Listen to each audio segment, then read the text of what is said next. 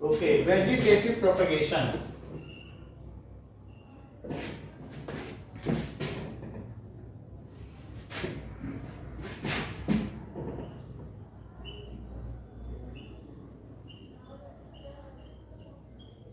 What does it mean by vegetative propagation?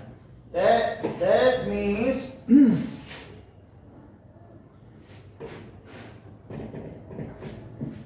vegetative propagation, जो new plants are reproduced not from seeds, they are reproduced या produced by any part of plant.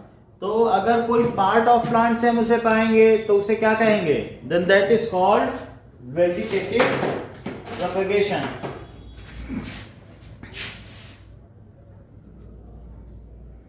Okay. So new plants are produced from any parts of, चाहे उसे आप leave से पालें या stem काट के पालें. आप ये देख लीजिए कि स्टेम से भी पाया जा सकता है. पोटैटो में उसकी आई से पालें या हम ओनियन में उसके स्टेम से पालें. तो अगर हम ऐसा कुछ कर सकें, हम उसको सीड से ना पाएं, उसके किसी वेजिटेटिव पार्ट से पालें. सीड ना हो कि हम सीड डालें तभी ओनियन उगेगा. ओनियन में ऐसा नहीं होता है. या बहुत सारे ऐसे प्लांट्स हैं जिनमें हम क्या करते हैं कि उनकी कटिंग एक अलग से उनकी ब्रांच कट कर लेते हैं, उसी को लगा देते हैं. रोज में ऐसा होता है, तो उस चीज को कहते हैं vegetative propagation. Other than seeds, those plants which has lost its viability, उन्होंने अपनी सीड उत्पादन की क्षमता खो दी है. विएबिलिटी उनमें नहीं है, वो अब सीड पैदा नहीं कर सकते. बनाना में कोई सीड नहीं होता. So in this case we are left with method of vegetative propagation. अब उनको हम फिर से कैसे उगाएं? उनके किसी पार्ट को काट के लगा दें तभी उगाए जा सकते हैं. So those plants which have lost their viability और lost the capacity of making seeds, those plants are grown by vegetative propagation. अब देखो वापस समझा रहा हूं. New plants are obtained from parts of old plants. In this, new plants are obtained by parts of old plants. Old plant से हम पा सकते हैं. फॉर एग्जाम्पल लीव्स, बोगनविलिया में ब्रायोफिलम है, ये दिखाएंगे आपको. रूट्स, ऐसा भी हो सकता है कि रूट से भी हम पालें. ठीक है, सीड से ना पाएं, रूट से पालें या लीव्स, तो लीव से भी पा सकते हैं. So if we are doing so, किसी की हमने रूट लगा दी है और रूट लगाने के बाद रूट कट करके रूट लगा दो, तो रूट भी तो एक पार्ट है प्लांट का. प्लांट में कौन कौन से दो पार्ट सिस्टम होते हैं बताओ? जो नीचे चलता है उसे क्या कहते हैं? Root system. और जो ऊपर चलता है उसे क्या कहते हैं? Shoot system. ये दो ऑर्गन है प्लांट के. तो कौन कौन से दो ऑर्गन है? ऐसा मत समझ लेना कि प्लांट में कोई ऑर्गन नहीं होता. प्लांट के भी ऑर्गन होते हैं, दो ऑर्गन. कौन कौन से? शूट सिस्टम है, रूट सिस्टम. तो अगर हमने रूट से प्लांट उगा दिया, इसकी किसी लीफ से उगा दिया या इसकी स्टेम से उगा दिया, then such kind of propagation from any old plant और पार्ट ऑफ ओल्ड प्लांट से अगर हमने नया प्लांट बना दिया, then it is called vegetative propagation. जैसे कि आप ये देखिए, ये केन शुगर है. तो केन शुगर में ये क्या होते हैं बताइए? क्या ये नोड्स होते हैं? तो अगर मैं इन दोनों नोड्स को कट कर दूं, एक ऐसा पोर्शन कट करूं जिसमें दो नोड हो, और इसको फिर कट कर दिया और कट करने के बाद जमीन में ऐसे लिटा दिया, इनमें दो नोड हैं, तो ऐसी स्थिति में इसमें से एक नया केन शुगर उगाएगा. तो ये नया केन शुगर उगाएगा और फिर उसमें से इस तरीके से एक केन शुगर उग जाएगा. ये तो आपने क्या देखा कि you have grown new cane sugar from stem. तो स्टेम से आपने पैदा कर लिया कि नहीं? कभी कभी ऐसा भी होता है कि हम नए प्लांट्स ऐसे भी उगा लेते हैं, जैसे कि बोगेनविलिया. तो आपकी बुक में भी दिया हुआ है, अदरवाइज यू कैन सी कि कई बार लीफ होती है तो लीफ के साइड में न्यू प्लांटलेट्स पैदा हो जाते हैं, ऐसा आप इसमें देख रहे हैं। तो ये लीफ है, लीफ जमीन में गिर गई और गिरने के बाद उसमें से प्लांट्स हो गए, रूट्स भी है, ये देखो रूट्स है, तो रूट्स जमीन के अंदर चले जाएंगे और न्यू प्लांट्स उगाएंगे। तो इन केस ऑफ बोगेनविलिया हम ये बात देख सकते हैं कि new plant can be grown. आपको एक और फिगर दिखाते हैं। सो बोगेनविलिया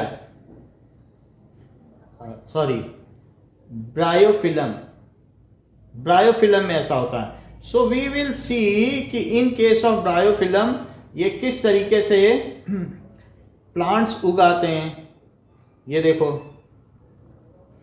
सो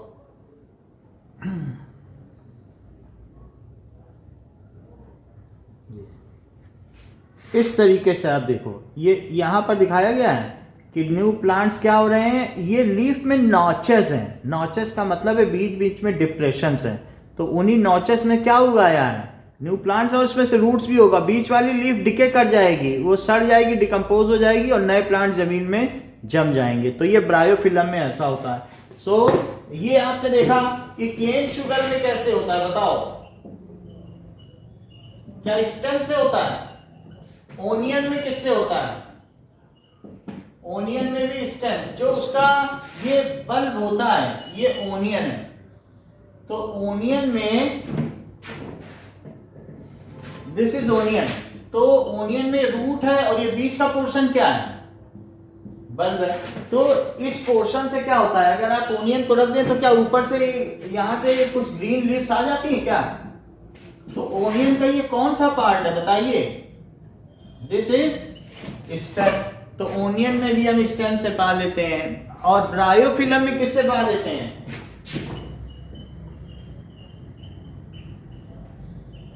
लीफ से, अभी आपको दिखाया, तो लीफ से पा लेते हैं। अच्छा, पोटैटो में क्या आपने कभी देखा है इस तरीके से आईज होती हैं? ऐसा देखा है आपने? पोटैटो में छोटे छोटे ऐसे नॉचेस होते हैं जिनको हम क्या कह सकते हैं, आईज। अगर सिर्फ आप इतना पोर्शन कट कर लो, पूरा पोटैटो मत डालो, इतना पोर्शन कट करके जमीन में डाल दो, एक प्लांट उगाएगा। और नहीं तो इसमें से आपने कई बार देखा होगा कि एक प्लांट निकल भी रहा है। अगर पुराना पोटैटो है तो यहाँ से एक प्लांट निकल भी सकता है। अगर पोटैटो में, एक पोटैटो में अगर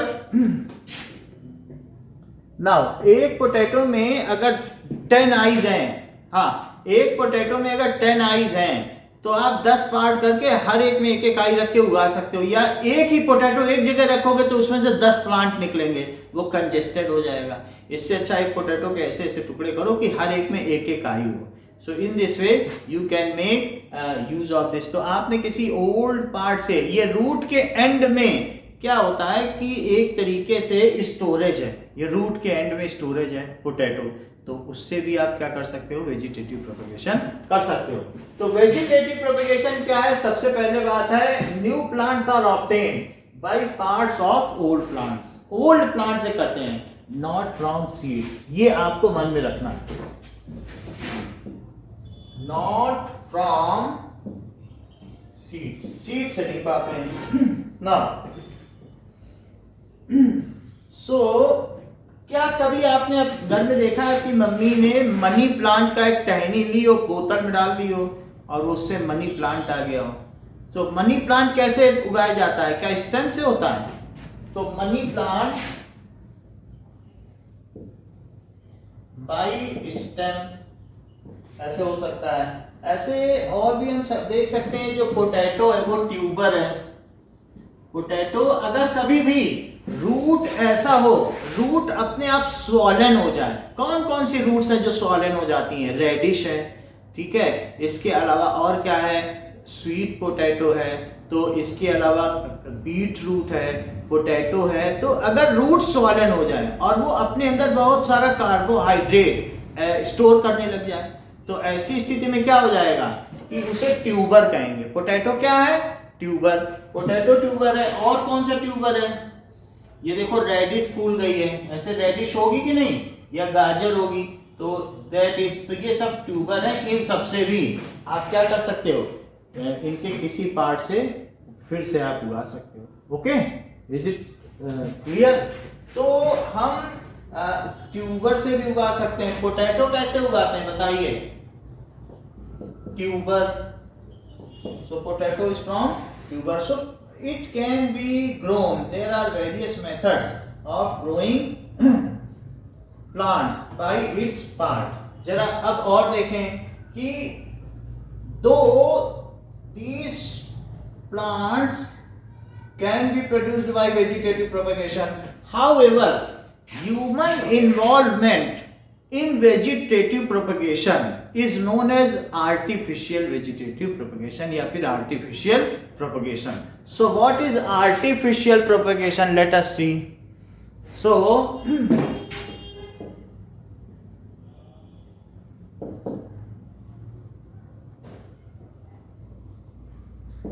आर्टिफिशियल क्या?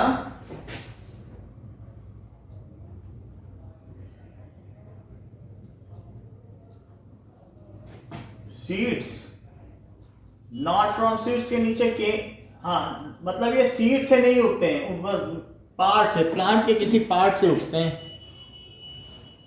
उसके नीचे केन शुगर, तो केन शुगर स्टेम से होता है, ओनियन भी स्टेम से होता है, ब्रायोफिलम लीव से होता है, मनी प्लांट स्टेम से होता है।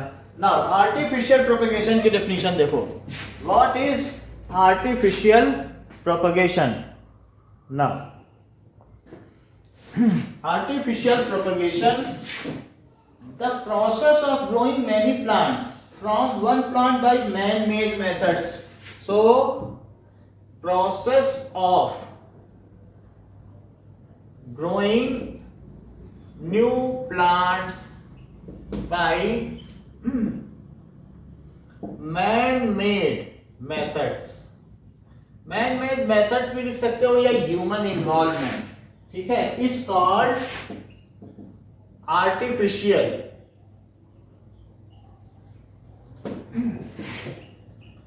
प्रोपागेशन। जो पार्ट आपको देखना है उस पार्ट को आप जूम कर लें तो वो पार्ट आपको दिखाई पड़ जाएगा। Okay, so it is called artificial propagation. It is by cutting, layering and grafting. There are three methods. So cutting में क्या होता है?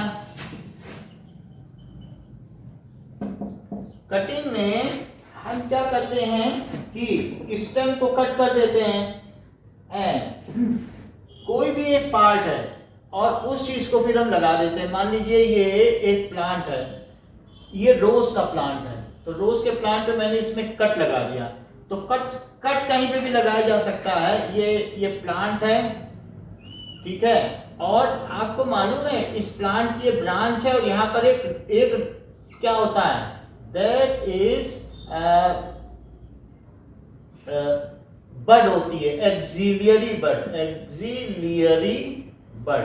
तो एक्सिलियरी बड जहां पर हो, आप ऐसी चीज मत कट करें जिसमें ये बड ना हो, क्योंकि यही ब्रांच बनाएगी। तो इस तरीके से अगर आपने ये बाकी इसमें बहुत सारा प्लांट है, रोज निकला हुआ है, तो आप जो पोर्शन कट कर रहे हैं उस पोर्शन में एक्सिलरी बड जरूर होनी चाहिए।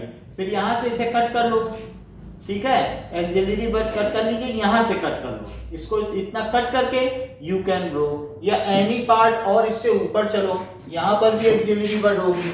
सो you should cut any branch of this plant bearing axillary bud, यहां से कट कर लो, और इसके बाद इसमें लीव होगी।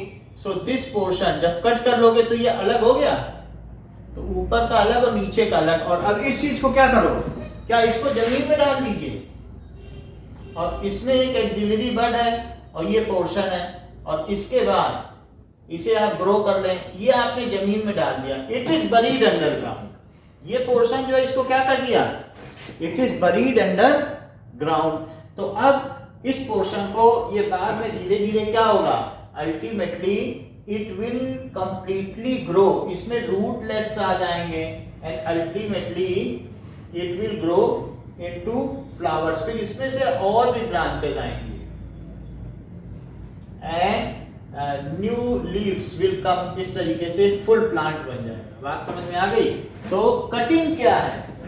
A small part of plant is removed by making a cut with sharp knife is called cutting.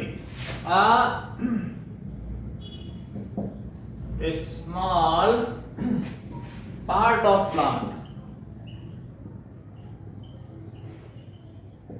is removed by sharp knife. उसमें branch जरूर होना चाहिए। एक तरीके से हम स्टेम में कट करते हैं, ठीक है? Is called cutting, it is called cutting and the same is buried under ground. तो उस चीज को क्या कह सकते हैं? वैसे तो ये कह रहा है कि ये कुछ भी हो सकता है, कटिंग में कुछ भी हो सकता है। आप रूट भी कट कर सकते हो। एक रेडिस है, आधा काट के लगा दिया।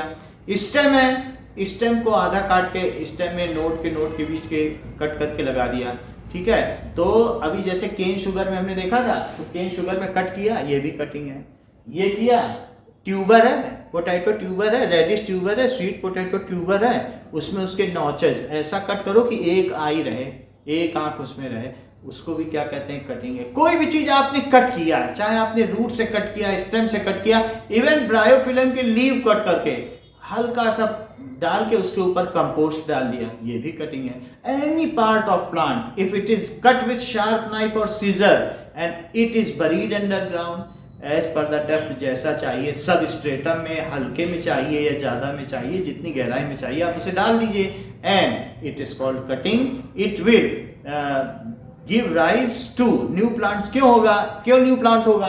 क्योंकि जो उसमें एक्सिलरी बड है वो मेरिस्टेमेटिक टिश्यू है और it is having a capacity to make new and new cells. ये ग्रो करती रहेगी, ये स्पेशलाइज्ड नहीं है, तो ये पूरा प्लांट बना देगी, ये हर चीज बना देगी, जाइलम बना देगी, फ्लोएम बना देगी, सब कुछ। मेरिस्टेमेटिक टिश्यू जरूर होना चाहिए। ऐसा ना कर देना कि ऐसे चीज काटो जिसमें जाइलम फ्लोएम हो, मेरिस्टेमेटिक टिश्यू ना हो। शूट को काट दो, शूट में मेरिस्टेमेटिक टिश्यू है उसके अलावा आप इंटरकैलरी जैसे हमने बताया कि जिसमें एक्सिलरी बड हो वो काट दो, या और भी किसी चीज को काट के आप कर सकते हो। तो लेटरल मेरिस्टेम है, इंटरकैलरी है, इसी के अलावा जो शूट है, एपेक्स है, उस पर पाया जाता है। Any part of it can be cut and buried underground to give rise to a new plant. इस मेथड को क्या कहते हैं? The cutting can be done of root, shoot, tuber, stem और एनीथिंग। अब आगे देखें।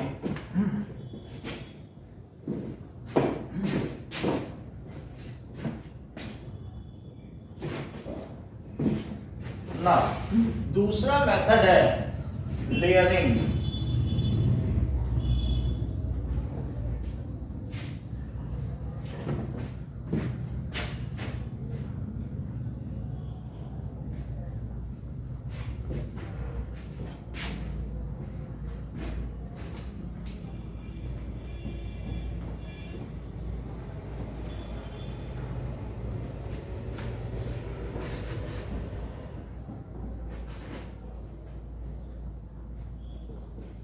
तो लेयरिंग में क्या करते हैं कि अगर उसकी कोई ब्रांच है और वो झुक रही है जमीन में, तो दैट उसको जमीन में बरीड कर दिया जाता है, दबा दिया जाता है। तो दबाने के बाद उस स्टेम में से रूट्स निकल आते हैं और फिर पुराने प्लांट से उसको कट कर दिया जाता है। Then now it exist as a independent plant. इस चीज को कहते हैं लेयरिंग। ऐसा स्ट्रॉबेरी में किया जाता है, बोगनविलिया में भी ऐसा किया जाता है। So let us see। Strawberry का तो मैं आपको फिगर और वीडियो दिखा दूंगा ना। ये देखिए layering.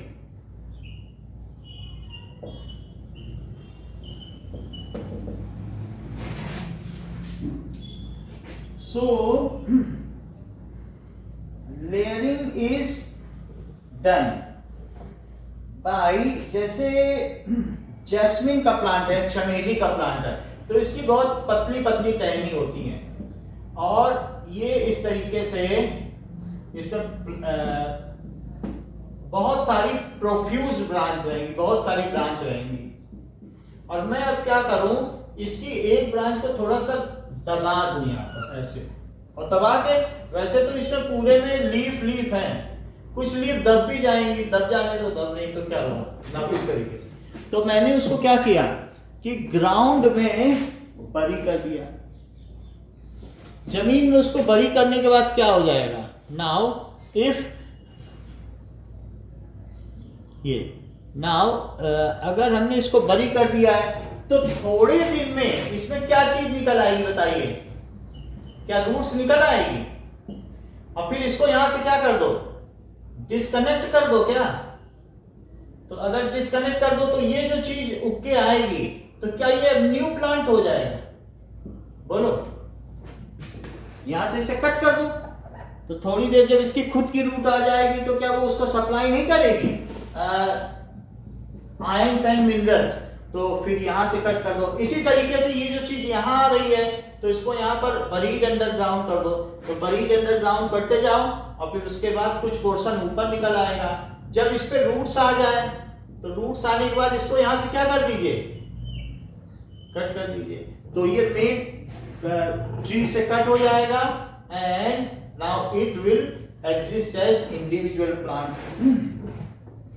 So a branch of plant is pulled downward. Branch of plant is, ये shrubs में होता है,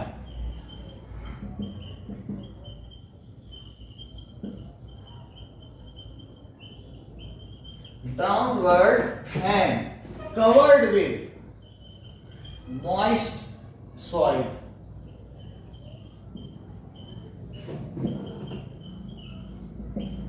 इसको सॉइल से कवर कर दीजिए सच दैट उसकी टिप एक्सपोज्ड हो। इट्स, ये टिप है, टिप को बाहर रखना, नहीं तो उसमें फोटोसिंथेसिस नहीं होगी। Tip is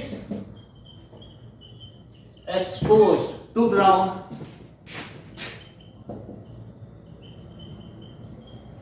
Okay, after some time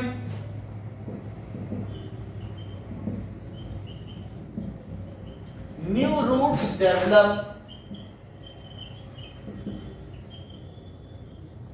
then it is detached, इसे काट दिया जाता है, detached या cut from parent plant।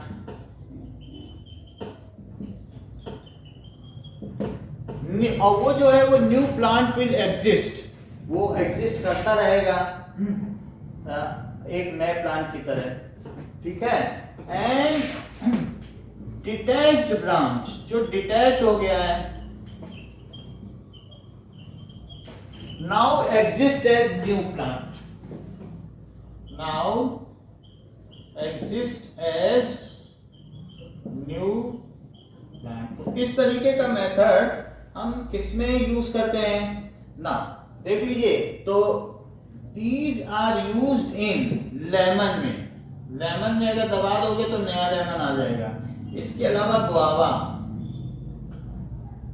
एक खट्टा खट्टा फल होता है जिसको रास्पबेरी कहते हैं, ठीक है। चाइना रोज, गुड़हल या हिबिस्कस। जैस्मिन में हमने आपको बता दिया है, बोगेनविलिया भी दिखा दिया था अभी, jasmine, so bougainvillea. And next is strawberry, strawberry हम दिखा देते हैं। सो स्ट्रॉबेरी, दीज आर, तो और बहुत सारे ऐसे भी होते हैं जो झुके हुए स्लेंडर ऑर्नामेंटल प्लांट होते हैं। So in this case we are using this method. Now let us see कि इसको कैसे करते हैं।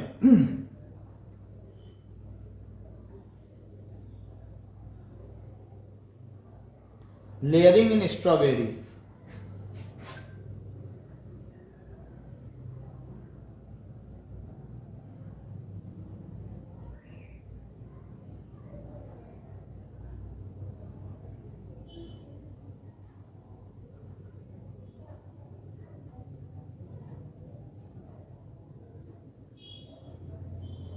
ओके नाउ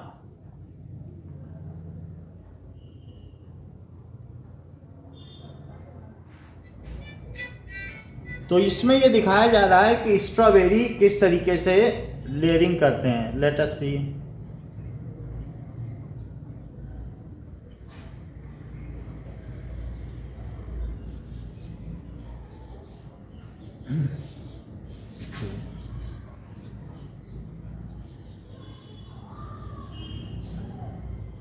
तो किसी भी पार्ट को इसमें क्या कर दिया है कि जमीन में दबा दिया गया। There are various pots, earthen pots, तो एक से निकाल के दूसरे में कर दिया गया है और उसके बाद ये थोड़ा मोड़ के उसमें डाल दिया जाएगा और दूसरे में दबा दिया जाएगा।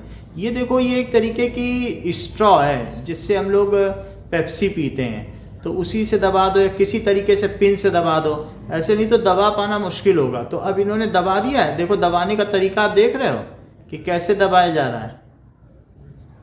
ये सॉइल के कांटेक्ट में आ गया कि नहीं स्ट्रॉबेरी, तो अभी आ गया। तो धीरे धीरे अब इसमें क्या होगा कि न्यू स्ट्रॉबेरी के प्लांट्स डेवलप हो जाएंगे। तो इस तरीके से लेयरिंग इन स्ट्रॉबेरी की जाती है। नेक्स्ट इज, और इस लेयरिंग से बहुत सारे स्ट्रॉबेरी उगाए जा सकते हैं। Now it is the strawberry, strawberry की एक बड़ी खेती की जा सकती है। This is all strawberry field. तो इसमें सबको लेयर लेयर करके बिछा दिया गया है and these are the flowers of strawberry and ultimately we will see these are the strawberry जो लेयरिंग कर करके बनाए जा रहे हैं। ओके नाउ तो ऐसे हम किसी को लेयरिंग कर सकते हैं। Next one is grafting. So what is the method of grafting?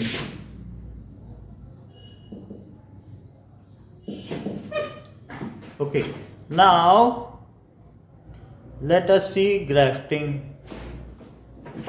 Graft में क्या करते हैं? ग्राफ्ट में ऐसा होता है कि हमने कई बार ऐसा सुन रखा है कि कल्प वृक्ष, ऐसा आपने सुना है कि एक ही पेड़ हो और उसमें आम भी आ जाए, अमरूद भी आ जाए, मर्जी हो तो तरबूज भी उगा लो या कई कई तरीके के फ्लावर्स उगा लो। सो अगर आप उसके लिए उसी को कल्प वृक्ष कहते हैं कि जैसा मर्जी हो वैसा हो। जरा देखिए, ऐसा बहुत सारे गार्डनर करते हैं। ये देखिए, ये एक तरीके का प्लांट है। अच्छा, ये प्लांट क्या है कि किसी और का है, लेकिन इसी साइज का अगर आपने दूसरा प्लांट इसके ऊपर ट्रांसप्लांट कर दिया और उसको आप पट्टी से बांध दे, वैक्स लगा के, इस पे पॉलीथीन बांध दें, तो बिल्कुल उसी साइज का लगाइएगा। ये और किसी का है और ये और किसी का है, इसको कहेंगे स्टॉक। कैरेक्टरिस्टिक्स दोनों के आ जाएंगे। तो जरा देखिए, जो नीचे वाला है वो क्या है? स्टॉक, और ऊपर वाला क्या है? स्कियॉन। और इन दोनों में एक और किसी का है, हो सकता है इसके व्हाइट फ्लावर हो और इसके रेड फ्लावर हो, लेकिन अब जब न्यू फ्लावर्स आएंगे तो उसमें व्हाइट रेड दोनों आ जाएंगे। अगर ऐसे आप ग्राफ्ट करते चले गए तो आप एक ही पेड़ में न जाने कितने तरीके के फूल उगा सकते हैं। इवन अलग अलग स्पीसीज की भी लोग ग्राफ्टिंग करते हैं और वो भी सक्सेसफुल पाई गई है। तो इस तरीके से अगर हम स्टॉक और स्कियॉन को आपस में जोड़ दें और जोड़ने के बाद फिर नेक्स्ट स्टेप क्या करें? Now it is well bind. तो इस पर क्या है? पॉलीथीन बांध दें और अच्छी तरीके से पॉलीथीन बांध दें और पैराफिन वैक्स या घर में जो पाया जाने वाला वैक्स है उससे इसको सिक्योर कर दें, जिससे बाहर की डस्ट और कुछ नहीं जाए। तो ये दोनों अच्छे से एक दूसरे को पकड़ लेंगे। तो जो ऊपर का पोर्शन है तो वो इस तरीके से है और जो नीचे का पोर्शन है वो इस तरीके से है। तो ये आपस में एक दूसरे से क्या हो जाएंगे?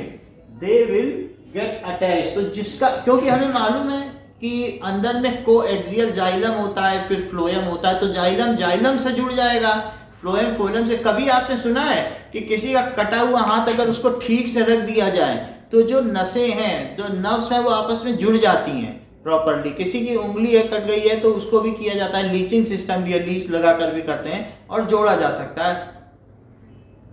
क्या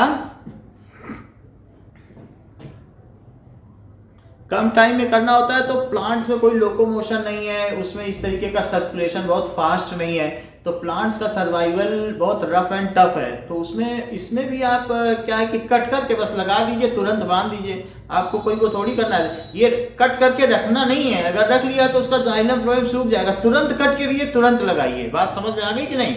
इसमें आपको गैप नहीं देना है कि आप 2 दिन रख रहे हैं फिर करें, तब तो सूख जाएगा उसका आगे का पोर्शन, तब तो देयर इज नो पॉसिबिलिटी। तो अब हम देखेंगे कि लेयरिंग क्या होती है। कि the cut stem, what is this grafting? Grafting is a method in which cut stem of 2 different plants. तो cut stem of 2 different plants, one with root and other without root, one with root and other without root, ऐसा कर लें और उनको आपस में join together in such a way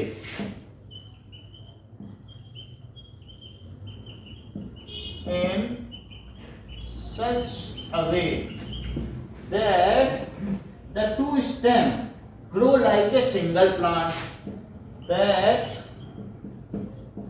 2 stem grow like a single plant. Such plants, इसका फायदा क्या है? It bears the characteristics of both the plants.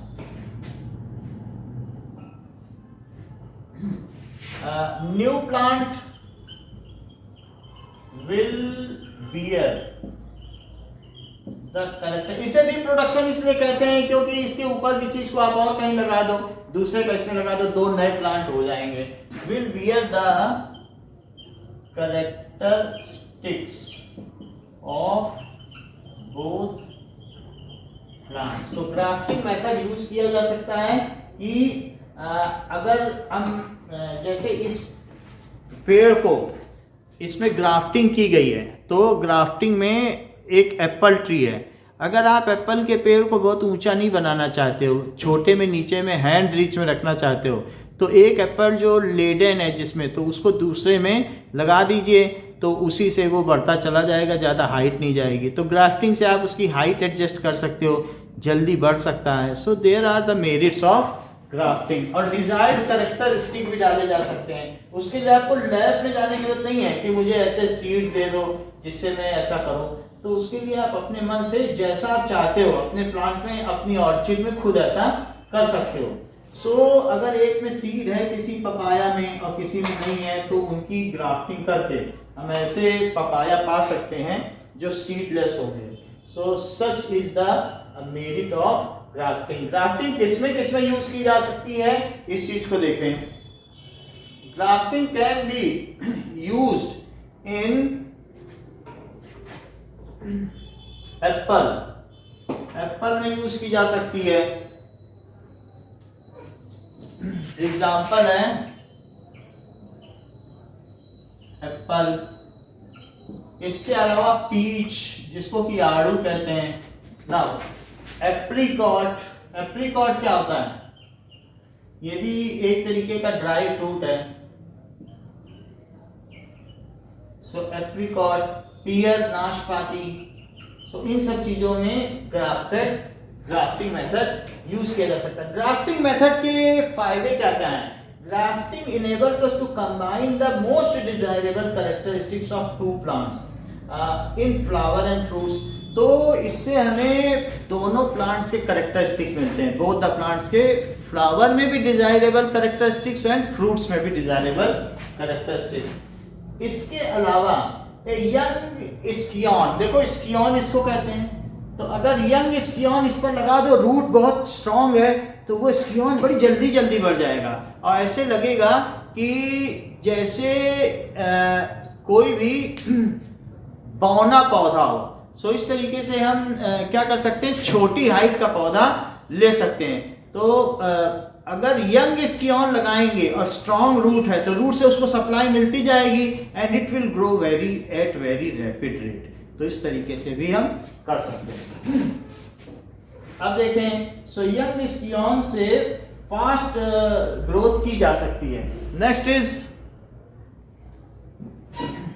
it enables us to obtain flowers and fruits having different desired characteristics. Grafting can be used to produce varieties of seedless fruits. ये एक बात याद रखिएगा, देखो ये मन में याद रखो, हम इससे डिजायरेबल कैरेक्टरिस्टिक्स ऑफ फ्रूट्स पा सकते हैं, इससे हम सीडलेस फ्रूट्स पा सकते हैं। अगर हमारा ऊपर का पोर्शन स्कियोन है तो नीचे स्टॉक है, जो जमीन में वो स्टॉक माना जाता है, जो ऊपर है उसे स्कियोन कहते हैं, नीचे तो स्टॉक होता है ना, stock and scion. Scion young है then it can give us a rapid growth, ये बड़ी जल्दी रूट से पानी लेगा और जल्दी जल्दी ग्रो करेगा। तो हम उसका जो फोटो पीरियड है कम कर सकते हैं, जल्दी से हमारा जो कल्टीवेशन टाइम है वो भी कम हो सकता है। सो ग्राफ्टिंग इज ए मेथड जो कि एप्पल में तो यूज होता ही है। ओके, तो ये सारी चीजें हमने देख ली कि हाँ बोलो।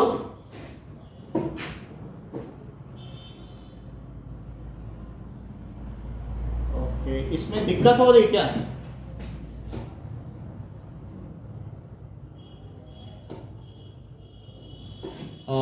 अच्छा, A4 शीट पे ले लें।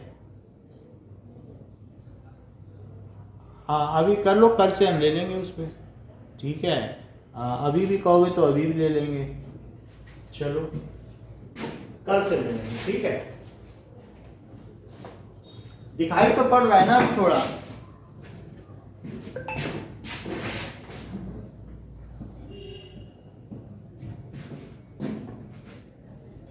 क्या पीच है? Apricot, apricot.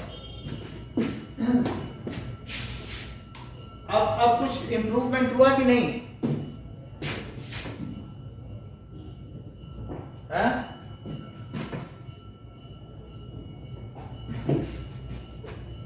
लाइट का फोकस ना पड़ रहा हो।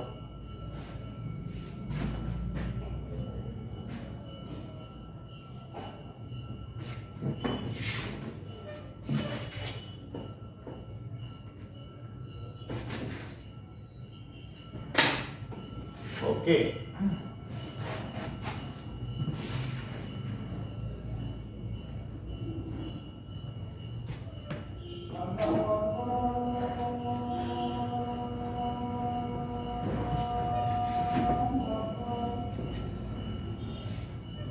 इसका जो हमारा कॉपी वाला क्लास है वो आपके पास हमने रिकॉर्डेड भेज दिया है रजिस्टर, तो उससे भी आप देख सकते हो।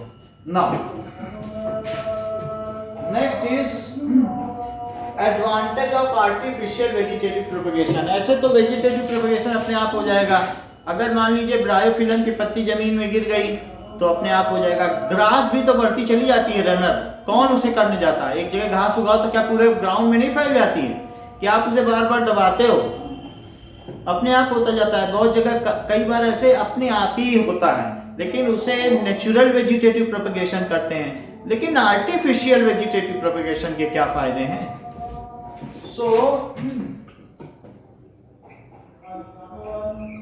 Advantage of artificial vegetative propagation.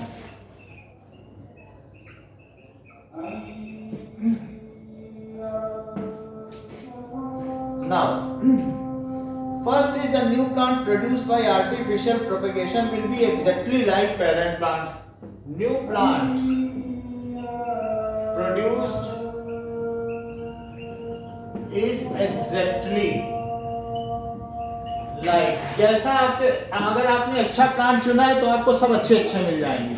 Exactly like parent plants. जो वेजिटेटिव पार्ट जिसका दिया है अगर वो ठीक है तो वैसे ही सारे मिलेंगे। आप देखिए, the fruit trees grows from seed. अगर सीड से प्लांट उगाया जाए then it takes more time, and अगर प्लांट पार्ट से प्लांट उगाया जाए, रोज की डंडी लगा दो रोज निकलने लगा, और एक अगर सीड से करोगे तो कितना समय लगेगा। तो इसलिए ये ज्यादा अच्छा है कि प्लांट पार्ट से उगा दिया जाए। Now, plants grown from seed takes much duration to get matured in comparison to above set method. तो ये ज्यादा अच्छा है, तुरंत इसमें आपको मिल जाएगा मेथड। कट करके लगा दो एक कोई भी डाली, अपने आप जल्दी से हो जाएगा, और सीड में तो बहुत समय लग जाएगा। इसके अलावा इट नीड्स लेस केयर, इसको ज्यादा टेंशन की जरूरत नहीं है। इट नीड्स, सीड में तो जरा सा कुछ हुआ तो सीड सूख जाएगा, इट नीड्स लेस अटेंशन, तो ये भी अच्छा है। और या केयर, तो ये बड़ी बात है। Many plants can be grown from just one parent plant. एक केन शुगर में कितने सारे नोड्स हैं, उतने केन शुगर उगा सकते हो। तो many plants can be grown from one parent plant. The plants which have lost their viability, जिन्होंने अपने बीज उत्पादन की क्षमता खो दी, उनके सीड्स ही नहीं पैदा होते, बनाना में सीड ही नहीं है, then there is only method left with us is artificial vegetative propagation. उनको कृत्रिम वानस्पतिक उत्पादन के द्वारा ही हम उत्पन्न कर सकते हैं। आपके पास क्या मेथड है? सीड है ही नहीं, तो कैसे पैदा करोगे? So the plants, भाई द प्लांट्स, या दूसरे ले लीजिए, उसको हम आर्टिफिशियल से भी कर सकते हैं। The plants which have lost viability, viability का मतलब क्या होता है? सीड प्रोड्यूसिंग कैपेसिटी, हाँ प्रोड्यूसिंग, जिन्होंने सीड उत्पन्न करने की क्षमता खो दी है, कैपेसिटी। बनाना में भी उसके वेजिटेटिव प्रोपगेशन से हम करते हैं, या और ऐसे दूसरे कई प्लांट्स हैं जिनमें सीड नहीं पैदा होते हैं, जैसे केन शुगर में सीड नहीं है, तो ऐसे में उसको कैसे पैदा करेंगे? पोटैटो में सीड नहीं है तो उसमें, और कई ऐसे हैं जिनमें सीड होते भी हैं, गुआवा में सीड है लेकिन हम फिर भी उसको चाहें तो हम उसे ग्राफ्टिंग से, लेयरिंग से कर सकते हैं। और कई ऐसे हैं जिनमें एप्पल है, हम डिजायर्ड कैरेक्टरिस्टिक के लिए भी कर सकते हैं। कई बार तो हम डिजायर्ड कैरेक्टरिस्टिक के लिए करते हैं, कई बार जिनमें विएबिलिटी नहीं है, सारे फैक्टर बता रहे हैं। तो जिनमें सीड नहीं होता उनके लिए करते हैं, जैसे पोटैटो में नहीं है तो कैसे पैदा करोगे? इसी तरीके से उनके ट्यूबर को काट के लगाओगे कि नहीं? तो which are lost viability, then only option left with us, आपके पास क्या सिर्फ एक मेथड बचा, as is artificial vegetative propagation.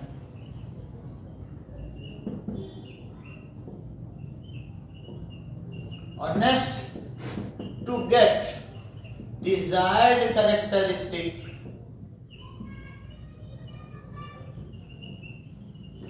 also this method is opted.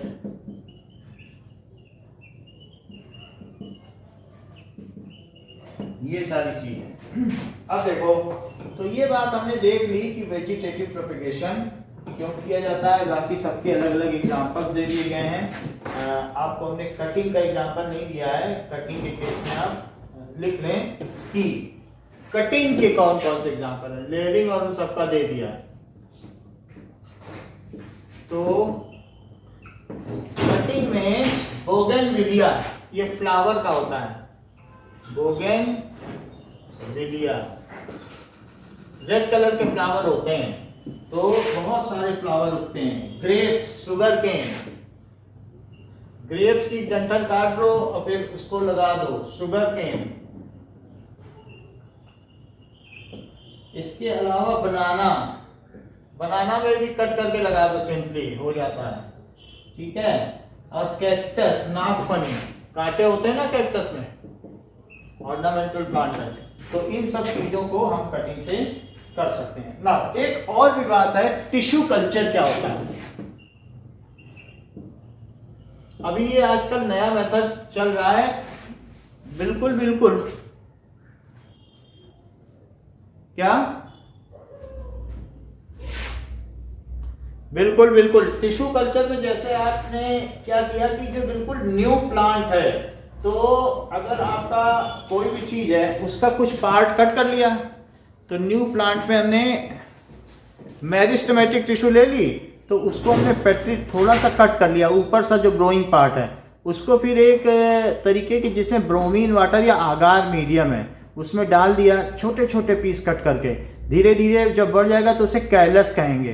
फिर वो धीरे धीरे उसको आप क्या है कि प्लांटलेट्स बन जाएंगे। फिर इसको आप जा करके बाहर कहीं पर साइट में या लैब में ही कहीं पर आप दूसरे मीडियम में थोड़ा और बड़ा करिए, फिर बाद में इसे बाहर लगा दीजिए। तो इस तरीके से हम छोटे से मेरिस्टेमेटिक टिश्यू से बहुत ज़्यादा, कैलस का मतलब है कि थक्का, इतना सारा गुच्छा आ जाए, उस गुच्छे को भी कैंची से काट दो। ये मत देखो कि कैसे काटना है, बस छोटे छोटे छोटे छोटे कट कर दो।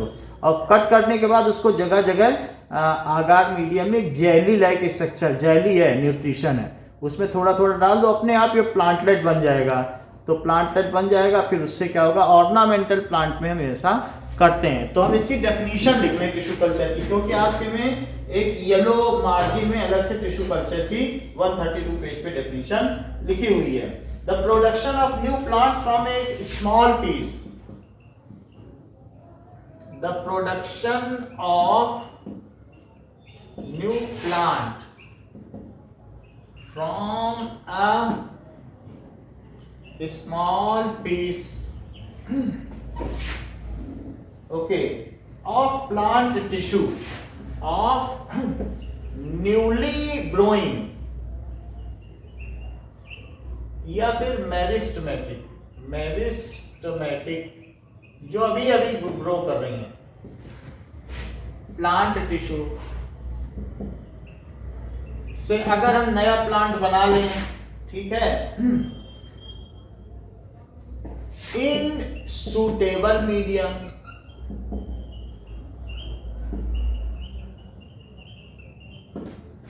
ओके, इस कॉल्ड टिश्यू कल्चर, उसको कहते हैं culture solution, culture solution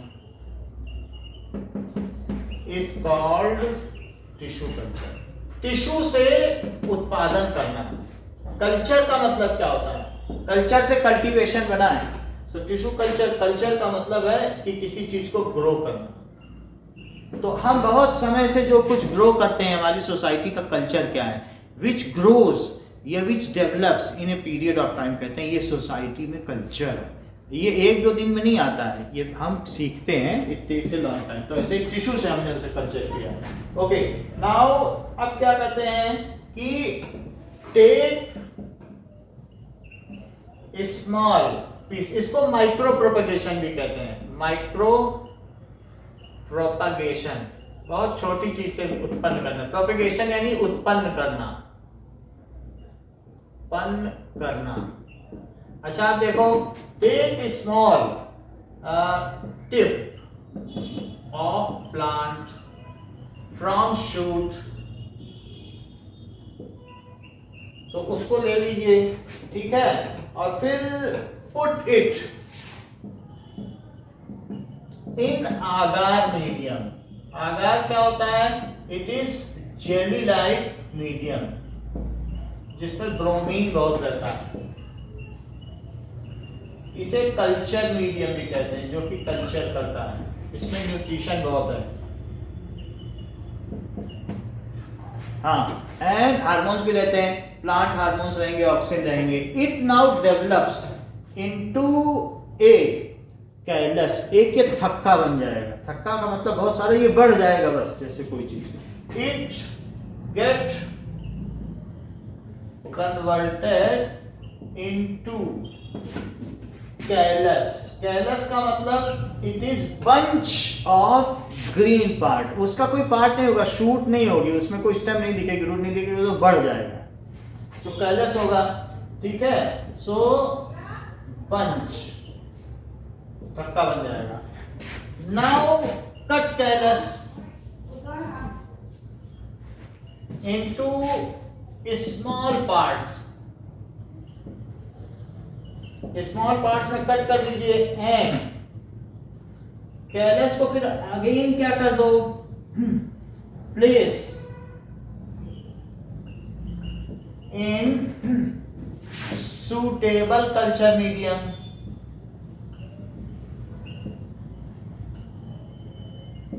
It converts into plantlets. तो ये प्लांटलेट बन जाएगा। इतना जो आपने किया इसको कहते हैं कि this is in vitro condition. ये लैब में किया है तो इन विट्रो कंडीशन कहलाता है। Now these plantlets are shifted to site. These plantlets are shifted to field for getting mature. अच्छा, अगर ये चीज आ जाए माइक्रो प्रोपेगेशन क्या है तो इसी को करना। बायोटेक्नोलॉजी आपको 11th में मिलेगी, एक टिश्यू कल्चर पर। ये बायोटेक्नोलॉजी का कोई भी बच्चा 40,000 रुपये महीने जरूर कमाता है किसी भी लैब में। तो टिश्यू कल्चर आजकल इतना ग्रो कर रहा है, डीएनए रिकम्बिनेंट टेक्नोलॉजी, बायोटेक्नोलॉजी, इन सब में ही आता है। तो उससे क्या होता है, लैब में आप हाइब्रिड सीड्स बना सकते हो, बहुत सारे ऑप्शंस हैं, इसके इतने स्कोप्स हैं क्योंकि फूड की स्कैर्सिटी हो रही है। और हम अगर टिश्यू कल्चर के द्वारा या इसी तरीके से बायोटेक्नोलॉजी के द्वारा फूड डिमांड पूरी कर सकते हैं।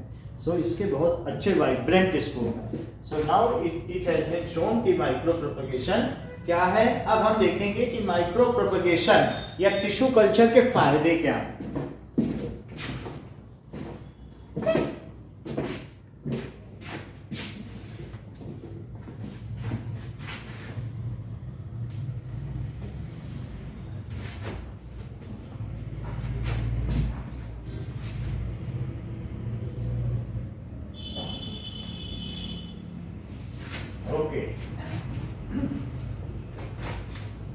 Advantages of tissue culture. जो भी इसके नोट्स हैं ये अलग से मैंने भेज दिए हैं, आपको उससे रिफर करोगे, हर चीज का पूरा डिटेल है उसमें, हर चीज मिल जाएगी, बिल्कुल इसी ऑर्डर में है। Now tissue culture is a fast technique. Tissue culture is fast technique और इसमें thousands of plantlets can be, जो भी ब्रायोसिन्थीमम है, जैसे नेहरू को बहुत पसंद आया था कि अरे ये तो ब्रायोसिन्थीमम है, वो कनाडा गए, बड़ा अच्छा फूल तुम्हारी झील में है, हमको भी दे दो। तो उन्होंने एक छोटा सा ऊपर टिश्यू दे दिया, बोला ले जाइए इसमें बोतल में और उगाइए। उसे आज टेरर ऑफ बंगाल कहते हैं। अब हमारे यहाँ की जितनी झील है उसमें वो ऐसा फैला उसने सारी नदियों को चौपट कर दिया, क्योंकि जहां जहां फैलता है उसकी सारी ऑक्सीजन ले लेता है और पूरी झील में फैल जाता है और अंदर तक उसका यूट्रोफिकेशन कर देता है। दैट इज डेथ ऑफ झील, डेथ ऑफ लेक। तो इस तरीके से अब हम उसे लाखों रुपए, करोड़ों रुपए गवर्नमेंट खर्च करे कि उसको कहीं से उखाड़ फेंका जाए, लेकिन ऐसे तो अगर एक बार प्लांट आ गया तो नहीं करा जा सकता है। तो लेक को खराब कर रहा है, जितनी भी लेक्स हैं उनकी सुंदरता यही ब्रायोसिन्थीमम से ही खराब हो गई। It is a fast technique. Thousands of plantlets can be produced in few week times. थोड़े से ही thousands of plantlets can be produced in lesser time. थोड़े से समय में किया जा सकता है। New plants produce are disease free, इनमें डिसीज नहीं लगती है।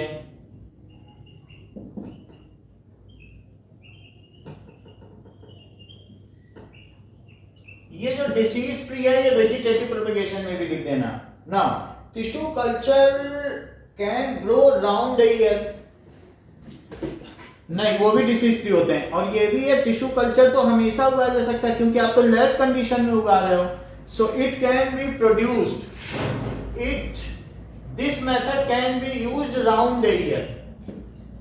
ये नहीं देखना है कि समर में उगाना है कि विंटर में, आप तो लैब में उगा रहे हो ना। Can be used round the year for production of any kind of plant.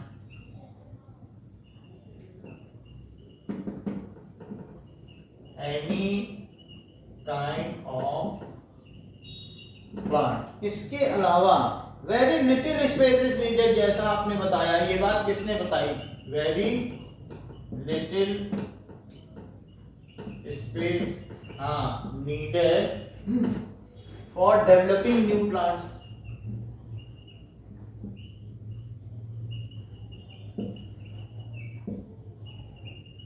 तो ये टिश्यू कल्चर के एडवांटेज हैं। नाउ अब हम आगे देखेंगे, ये सारे हमने देख लिए एसेक्सुअल रिप्रोडक्शन। अब हम आते हैं sexual reproduction. Sexual reproduction in flowering plants.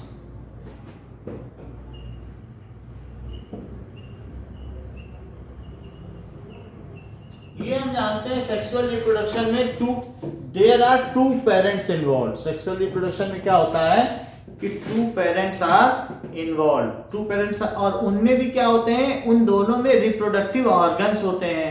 Reproductive organs में गेमीट्स होते हैं या जर्म सेल होते हैं। जर्म सेल जो होते हैं उसमें हाफ अमाउंट ऑफ क्रोमोसोम्स होते हैं। तो जितने भी हैं, अब हर प्लांट में तो अलग अलग नंबर ऑफ क्रोमोसोम होंगे। ह्यूमन में 23 हैं, लेकिन बोगेनविलिया में 16 होंगे, और क्राइसेंथीमम में कुछ और होंगे, 20 होंगे, किसी में 80 होंगे। तो अलग अलग प्लांट के अलग अलग क्रोमोसोम्स होते हैं। लेकिन जो भी हो, उनकी जो जर्म सेल है, जब हम प्लांट की बात करते हैं तो प्लांट में पॉलन होता है, तो पॉलन मेल जर्म सेल है, और ओवम होता है फीमेल जर्म सेल। तो पॉलन ओवम के साथ जब फर्टिलाइज करता है तो उसके बाद वही सीड बनता है। So that we will see how reproduction takes place in plant. और प्लांट का जो रिप्रोडक्टिव ऑर्गन है वो फ्लावर है। तो फ्लावर के बारे में हम ज्यादा ध्यान देंगे कि what is the reproductive organ, उसमें क्या क्या चीज होती है, और किस तरीके से फर्टिलाइजेशन होता है, फिर किस तरीके से जर्मिनेशन होता है, किस तरीके से सीड्स बनता है, एंडोस्पर्म क्या है, ये सारी चीजें हम इसमें देखेंगे। Now sexual reproduction in flowering plants. So अब जरा कुछ इसमें चीजें देखें। In sexual reproduction the cell involve in sexual reproduction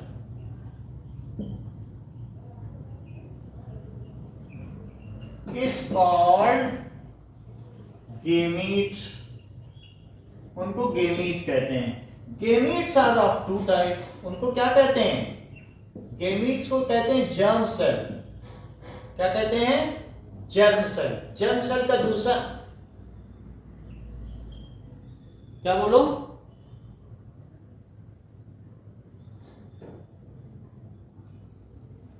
specialised cell भी कहते हैं। तो germ cells are of two types.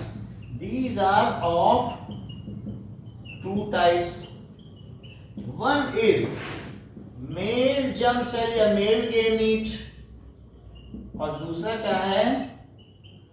Female gamete. So fusion of male gamete to female gamete, ये सेल ही है। ऐसी बात नहीं कि सेल नहीं है, ये बिल्कुल सेल है, और सेल के अंदर न्यूक्लियस भी है। और न्यूक्लियस के अंदर क्या है बताइए? Half amount of chromosome. इसमें क्या है? Half amount of chromosome. तो ये तो ओवम के बारे में बता दिया। और मान लीजिए पॉलन है, वो बहुत छोटा सा होगा, इतने छोटे छोटे पॉलन होगा, उसमें भी तो यही चीज होगी कि नहीं होगी? तो ये क्या हो गया? पॉलन।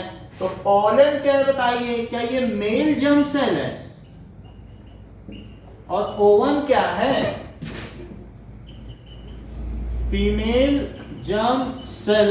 और अगर इन दोनों का आपस में फ्यूजन हो जाए तो fusion of male germ cell to female germ cell is known as fertilization. तो ये जब जर्म सेल मिलते हैं तो सिर्फ जर्म सेल नहीं मिलते हैं, fusion of male and female nuclei with each other, इनके न्यूक्लियस भी मिल जाते हैं पूरी तरीके से, तो उसे क्या कहते हैं, ओवरऑल वो बाद में देख लेंगे, लेकिन अभी आप लिख लें fusion of male and female gamete is called fertilization. ठीक है. So after fertilization the complete amount of genetic material is restored. Complete amount किसको कहते हैं, दैट इज 2n. अभी तक ये कैसे थे, क्या ये हैप्लॉइड है, बोलो हैप्लॉइड थे कि नहीं, और बाद में क्या बन जाएंगे जब जुड़ जाएंगे, तो क्या डाइप्लॉइड, डाइप्लॉइड हो जाएंगे, डबल अमाउंट होगा. अभी इसमें n क्रोमोसोम है, इसमें n क्रोमोसोम है. सो ये कॉल्ड फर्टिलाइजेशन, इट प्रोड्यूसेस, इससे क्या प्रोड्यूस हो जाएगा, जाइगोट, जाइगोट प्रोड्यूस हो जाएगा. और जाइगोट प्रोड्यूस होने के बाद क्या होगा, it has complete amount of chromosome, that is diploid.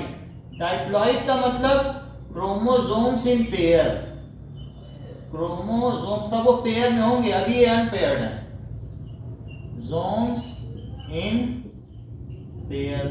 Now जो जाइगोट होगा, तो जाइगोट में क्या होगा कि आगे चलकर जाइगोट में 2 पार्ट होंगे, हम आगे देखेंगे कि zygote is the future seeds, और उसमें एक जो जाइगोट बना है ना इन दोनों के मिलने से, तो एक सीड बनेगा, उसका आधा हिस्सा क्या कहलाएगा, क्या बोलो, इस चीज को कहेंगे एम्ब्रियो, बोलो, और इसको क्या कहेंगे, एंडोस्पर्म.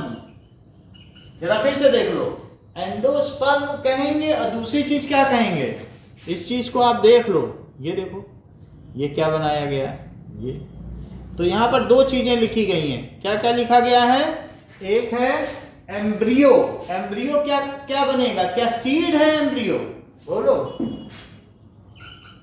और ये एंडोस्पर्म क्या, क्या फ्यूचर फूड है. जब भी न्यूट्रिशन देने के लिए होता है, हम ये देखेंगे अब आगे चल के कि ये होता कैसे, ये सब कैसे बनता है, इसका सारा साइंस क्या मैकेनिज्म है वो देखेंगे.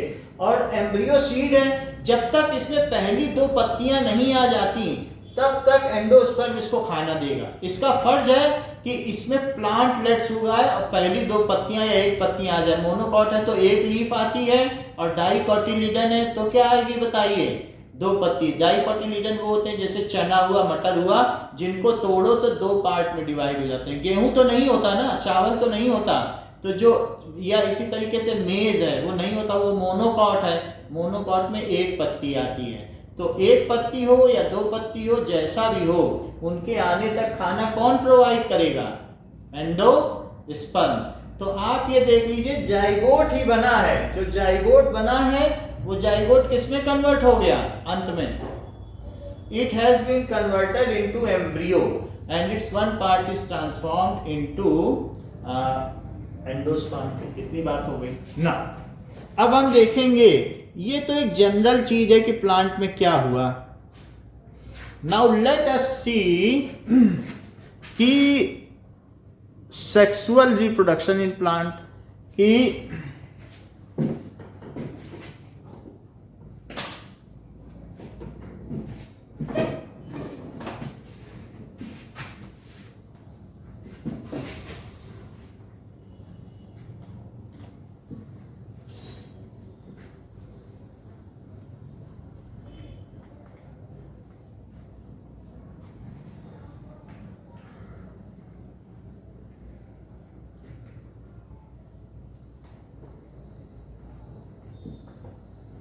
जर्मिनेशन आगे देखेंगे, इसी में से ही जब एम्ब्रियो में से धीरे धीरे प्लांटलेट्स निकल आएगा तो जर्मिनेशन करेंगे. Okay, now flowering plants reproduce by sexual method. Okay, just एक मिनट दूसरा फोन में चार्ज लगा दें.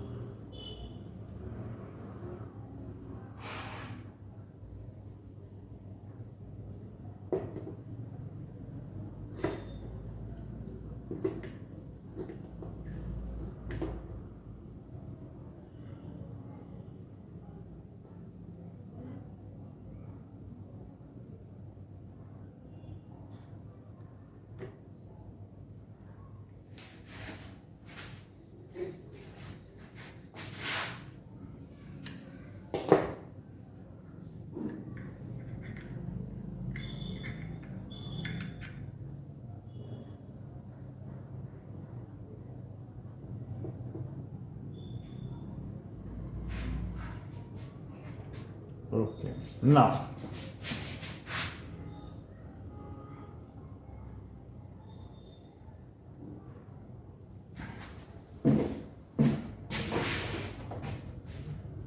so we will see sexual reproduction in flowering plants.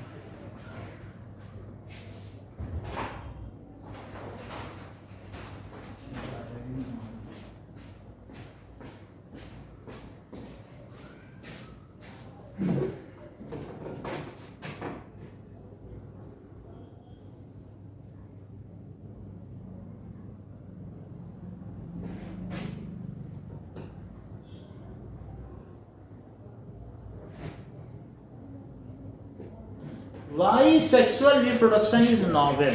Why sexual reproduction is superior over asexual mode of reproduction? When two chromosomes of two parents come nearer to each other, then some of the dominant character of one and some of the dominant character of other are opted by the offspring. So each combination is novel. क्योंकि जो भी different जो single layer होगी chromosome की या single unpaired chromosome होगा वो different germ cell में अलग अलग होगा, तो उससे जो जो भी कॉम्बिनेशन बनेंगे इट इज नॉवेल.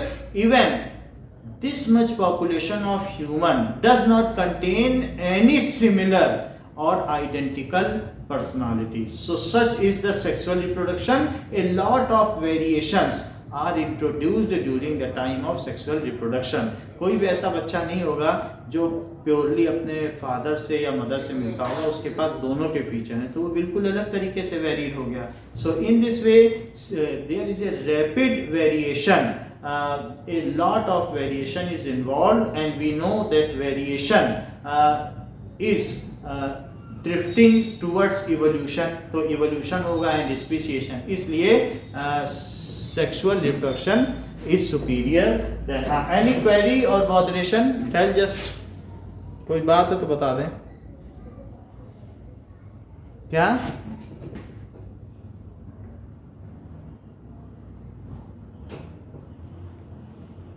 क्या होता है? ट्विंस होते हैं. Then also there is variation, there are minute variations होते हैं जब कभी कभी दो स्पर्म एक ही ओवम में चले जाते हैं तो ऐसे केस में ट्विंस पैदा होते हैं, दो एक साथ उसमें चले जाएं, that we will talk later on. तो ये इसी चैप्टर में आगे है। Now we will see the sexual reproduction in flowering plants. So the sex organ of plants are its flowers.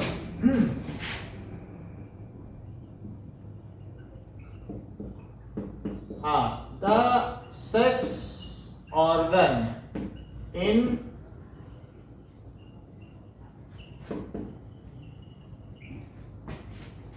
अभी देखो मैं ये सब बताता हूं। In flowering plants are flowers.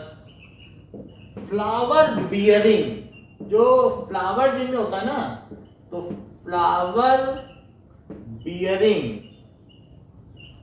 Plants are called angiosperm. उन्हें क्या कहते हैं? एंजियोस्पर्म। उसमें क्या होगा? एंजियोस्पर्म ऐसे होते हैं जिनमें फ्लावर बियरिंग होते हैं और इनके सीड्स, क्योंकि फ्लावर है और इस वजह से क्या होगा, इनके सीड्स क्या होंगे? It will be covered with pulp. उनमें कुछ पल्प होगा, खाने पीने की चीज होगी। So these are known as angiosperm. जिनमें फ्लावर नहीं है फिर भी सीड होता हो और फ्लावर ना होता हो तो उसको जिम्नोस्पर्म कहते हैं। सो इट्स सीड्स आर, इसके सीड्स किससे कवर होंगे? बोलो। कवर्ड। किससे कवर्ड होंगे बताइए? पल्प से। कुछ ना कुछ उसमें खाने पीने की चीज होगी जिसको हम फ्रूट कहते हैं। So its seeds are covered with fruit. Flower is the reproductive organ. ये लिख दिया। सो द सेक्स ऑर्गन या reproductive organ is flower. Now अब जरा देखें फ्लावर के कौन कौन से पार्ट होते हैं। सो मेल प्लांट में सबसे पहले क्या चीज होगी कि सबसे जो नीचे का पार्ट होगा वो क्या होगा? That is petal. तो सबसे नीचे सेपल होगा और फिर उसके ऊपर क्या होगा? सेपल। सेपल के ऊपर क्या चीज होगी? पेटल होगी। तो ये चीज क्या है? These are petal. पेटल के बाद क्या होगा? उसका एक रिसेप्टिकल। This is रिसेप्टिकल। तो जो रिसीव करता हो उसे क्या कहेंगे? रिसेप्टिकल। रिसेप्टिकल में क्या होगा? रिसेप्टिकल में सारे इसके रिप्रोडक्टिव ऑर्गन के पार्ट जुड़े रहेंगे। रिसेप्टिकल ये है, तो रिसेप्टिकल में ही ये भी जुड़ा हुआ है, दैट इज सीपल। और जो पंखुड़ियां हैं उनको पेटल कहते हैं, वो भी जुड़ा हुआ है। पेटल्स कितने भी हो सकते हैं, पेंटामेरस भी हो सकता है, कुछ पेंटामेरस हैं, कुछ ट्राइमेरस हैं, अलग अलग तरीके से होते हैं। तो दैट वी विल सी। अच्छा, इसी रिसेप्टिकल में एक सेंट्रल फीमेल रिप्रोडक्टिव ऑर्गन है। तो जो सेंट्रल फीमेल रिप्रोडक्टिव ऑर्गन है उसे कार्पेल कहते हैं। वो इस तरीके से होगी। So this is called female reproductive organ. Reproductive organ इसको कहेंगे कार्पेल बोल दो, ठीक है, या आप इसे फीमेल रिप्रोडक्टिव ऑर्गन कार्पेल कहा जा सकता है। अब जरा देखिए नाउ नेक्स्ट इज, इसके चारों तरफ क्या होंगे? Male reproductive organ. तो मेल रिप्रोडक्टिव ऑर्गन इसके चारों तरफ होंगे जो कि फिलामेंट है, और फिलामेंट के बाद क्या है? ये इसमें एंथर है। ये पूरा नाम एंथर है। इसमें फिलामेंट है, ये पॉलन ग्रेन है, पॉलन ग्रेन है और पॉलन ग्रेन इसमें भरे हुए हैं, ठीक है। सो ये देखो एंथ्राइशियम, ये जो है एंथ्राइशियम है, और इसके अलावा एंड्रॉइशियम और ये गाइनाइशियम। एंड्रर का क्या मतलब होता है? जैसे कुछ लोग कहते हैं कि वो फिलेंड्रर है। फिलीन प्लस एंड्रर। फिलीन का मतलब है वो व्यक्ति, वो मनुष्य, या that man is loving wandering here and there, तो कहते हैं वो फिलेंड्रर है। जब जहां पर एंडर आ जाए तो उसको क्या कहते हैं? मेल।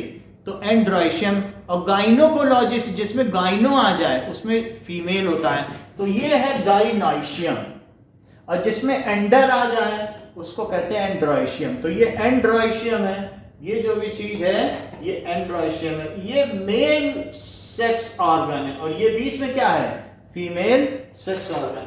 मेल सेक्स ऑर्गन का नाम होता है स्टेमन,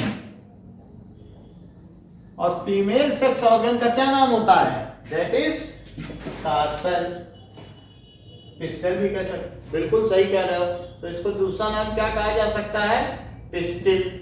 तो अब हम देखेंगे कि जो male female sex organ is completely surrounded by male sex organ. Male sex organ को क्या बताया गया, ये देखो, ये स्टेमन कैसे होता है, इसमें कौन कौन सा पार्ट होता है, क्या इसमें फिलामेंट होता है, और ये देखो फिलामेंट होगा, और इसमें क्या होगा कि फिलामेंट में देयर इज ऊपर का पोर्शन क्या कहलाएगा, एंथर, और नीचे क्या है बताइए, फिलामेंट, और पूरे को क्या कहेंगे, स्टेमन, और इसको कहेंगे मेल रिप्रोडक्टिव ऑर्गन। सो रिप्रोडक्टिव ऑर्गन, बाहर से देखने में ये कैसा लगेगा, क्या ये बाइलोब्ड दिख रहा है, बोलो, देखने में कैसा लग रहा है, बाइलोब्ड, लेकिन जब इसे खोल दिया जाए तो खोलने पर अगर ऊपर से इसे आप इसे तोड़ दो तो इसमें 4 हिस्से हैं, जिसमें कि पॉलन बस्ट होता है। जरा फिर से देखो, तो यहां पर जो मैंने दिखाया है, तो इस पोर्शन को देखो कितने हिस्से हैं बताइए, इसमें 4 पार्ट है कि नहीं, तो अगर कट कर दोगे तो ये क्वाड्रूलोब्ड है, इसमें से किसी भी पॉलन को कट कर दो, यहाँ पर डिसेंस कर दो या सीजर से कट कर दो तो ऐसा ये दिखेगा, बाकी तो ये स्टेमन है। तो इस तरीके से यहाँ पर दिखाया जाता है इसमें क्या भरा हुआ है, और ये जो इसका क्रैक लाइन है यहीं से ये फट जाएगा और सारे पॉलन ग्रेन हवा में बिखर जाएंगे। किसी किसी को पॉलन ग्रेन से एनर्जी भी होती है, तो इसमें जो भरा है उसे क्या कहते हैं, पॉलन ग्रेन।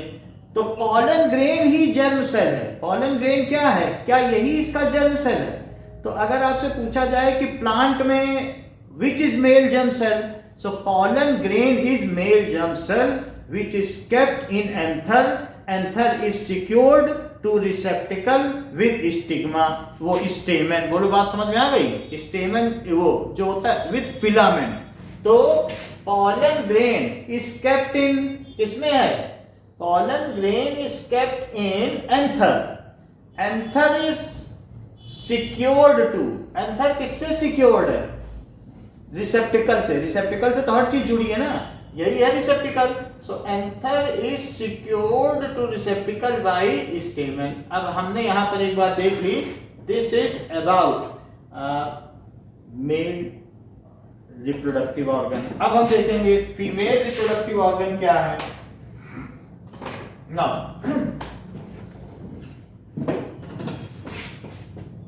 किसी में क्या होता है कि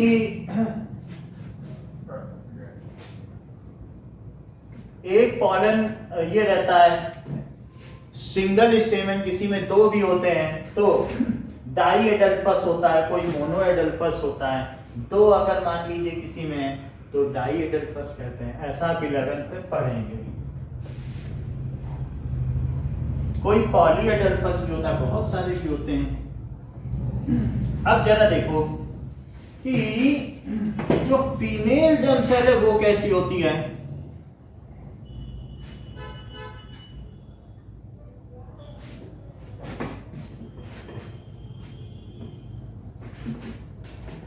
ना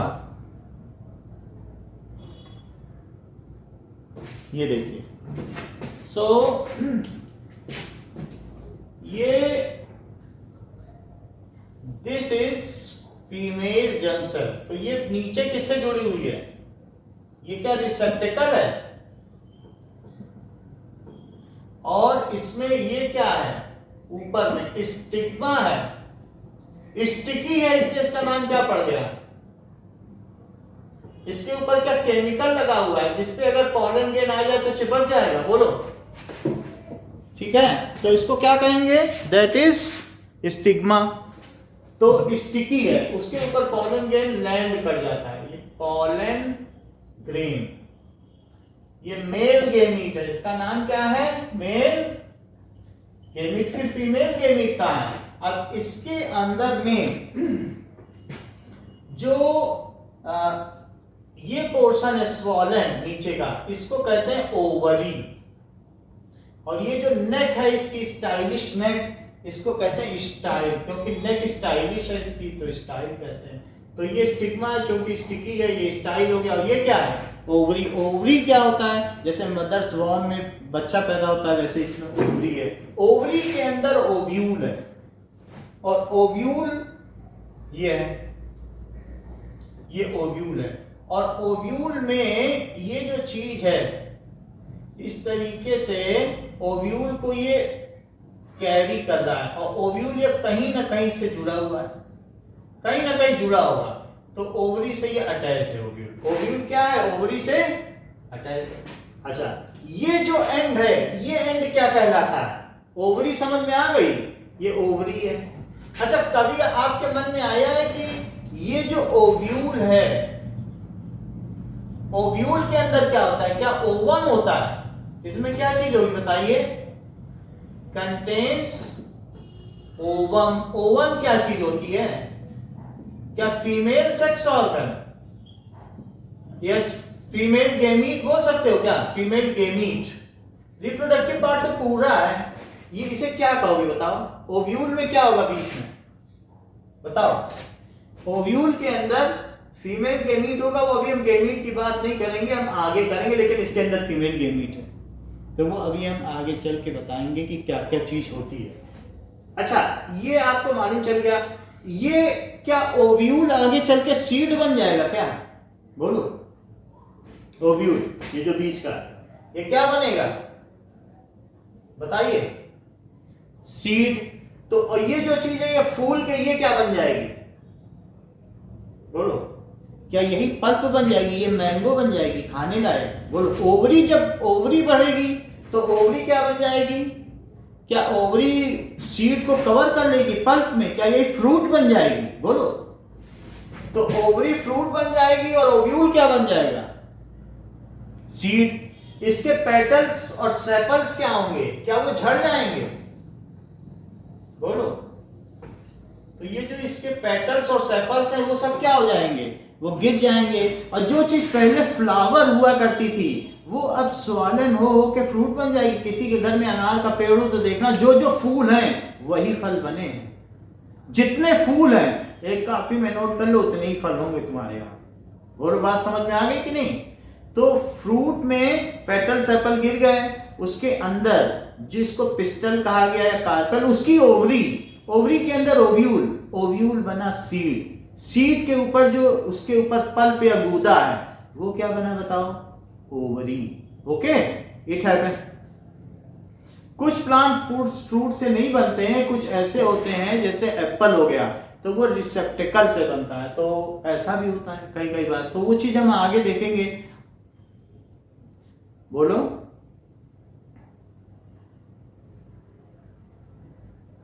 रोज प्लांट, जो रोज है ना, फ्रूट नहीं बनते। कई बार क्या होता है, उनमें उनके सीड्स आ जाएंगे, उनमें भी पॉलिनेशन होगा और बाकी जर्मिनेशन होगा। तो कुछ ऐसे सिर्फ फ्लावरिंग प्लांट्स हैं, तो वो फ्लावर देते हैं, वो फ्रूट में कन्वर्ट नहीं होते हैं। ठीक है कि नहीं?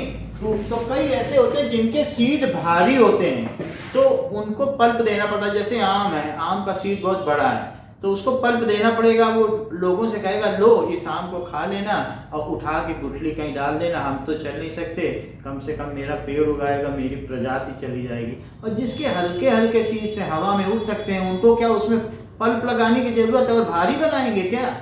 बोलो। तो जो चीज बहुत हल्के हल्के प्लांट्स हैं, जो एयर में स्प्रेड हो सकते हैं, उनकी तो अपनी मेरिट, वो हल्के से हल्का रखेंगे। लेकिन जिनके बड़े सीड्स हैं, इन सच केसेस उनको पल्प देना पड़ता है, उसमें स्मेल भी देनी पड़ती है, उनमें एरोमा देना पड़ता है, उसमें नेक्टर देना पड़ता है कि खाओ इसको, इसकी खुशबू देखो, और फिर खाने के बाद कृपा करके डस्टबिन में न डालना, कहीं फेंक देना मिट्टी में। हम उगाएंगे। हम लोकोमोशन नहीं कर सकते, चल फिर नहीं सकते, इतना तो हमारे लिए कर ही देना। बोलो बात समझ में आ गई? अब जरा देखें, तो इस तरीके से ये हमने देख लिया कि इसके क्या क्या पार्ट हैं। सो अगर आपको रिप्रोडक्टिव पार्ट ऑफ फीमेल कहा जाए तो क्या क्या चीज आएंगी बताइए उसमें? Stigma, style and ovary. So अब आप लिख लें कुछ चीजें, ये मेन है कि reproductive organ of plant is flower. It contains, इसमें क्या क्या चीज होगी? रिसेप्टिकल। फिर बाहर में क्या होगा बताओ? सेपल। फिर क्या होगा? पेटल। फिर उसके बाद अंदर क्या होगा बताओ? बाहर सेपल, पेटल, देन उसके बाद इट इज स्टेमन, और फिर उसके बाद अंदर में क्या होगा? And carpel. तो इस तरीके का इनका अरेंजमेंट है। जस्ट आप इसको इस तरीके से देख लें, फ्लावर का डिजाइन। तो सबसे बाहर क्या होगा किसी प्लांट में? ये ग्रीन कलर का क्या है? सेपल। फिर इसके अंदर क्या होगा? अब जैसे ट्राइमेरस बनाया है तो ये सब ट्राइमेरस ही होगा। तो तीन सेपल हुए तो तीन क्या होगा इसमें? पेटल। और फिर इसके बाद इसके अंदर क्या होगा? ठीक है, ये इसके स्टेमन बना दिए, और जो सेंटर में होगा वो क्या होगा? पिस्टल। बोलो समझ में आ गई बात? तो this is sepal, this is petal, this is स्टेमन and this is pistol. ये फ्लावरिंग डिजाइन है, तो ये इसको कहते हैं फ्लोरल डायग्राम। ये हमने जो बनाया है इसे क्या कहेंगे? Floral diagram. Okay, so we have seen. अभी तो कल आपका टेस्ट है, तो आज हमने क्या देखा? अभी एक क्लास में आगे हमारा रिप्रोडक्शन कंप्लीट हो जाएगा। हमें सिर्फ इसके बारे में फंक्शन बताना है कि कैसे इसमें फर्टिलाइजेशन होता है, और मेल फीमेल में कैसे फर्टिलाइजेशन होगा, साथ में प्यूबर्टी बतानी है और कंट्रासेप्टिव मेथड्स बताने हैं। सो इस चीज़ को हम कल कवर करेंगे। कल तो आपका हिंदी का टेस्ट है और परसों साइंस का है। कल भी 1.5 आवर की क्लास होगी आपकी, ठीक है? तो हम देख लेंगे, अगर मान लीजिए 9th का नहीं है तो मैं आपकी 3:30 ये 3:45 से ले लूँगा, जिससे कि आपको तैयारी का समय मिल सके। ओके, ठीक है?